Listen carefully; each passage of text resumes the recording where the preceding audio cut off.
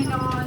Tunay po na napakabuti mo dahil binigyan mo po kami ng magandang panahon, Panginoon, sa kabila ng umaambon. Pero ngayon, thank you po dahil mainit. Makakapagsaya ang mga bata sa oras na ito, Panginoon.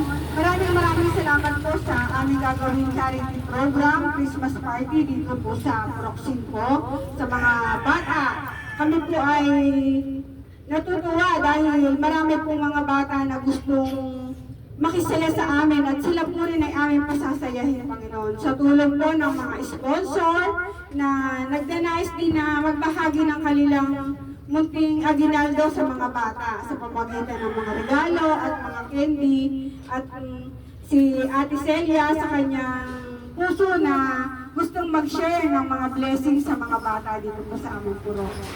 Pagbabayan mo po siya, patuloy mo po siyang bigyan ng kalakasan upang marami pa siyang magawang programa, Panginoon. Sa mga batang naririto, maraming salamat po sa mga magulang nila sa pag-ayag na pumunta sila rito at makisaya.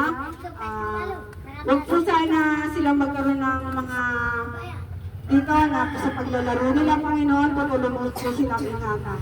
Maraming salamat po sa mga blessing na naririto at pati po ang food, Panginoon, i-bless mo din po para sa kanila. Maraming salamat po, kayo po ang aming pinupuri at itinataas. In Jesus' name we pray. Amen.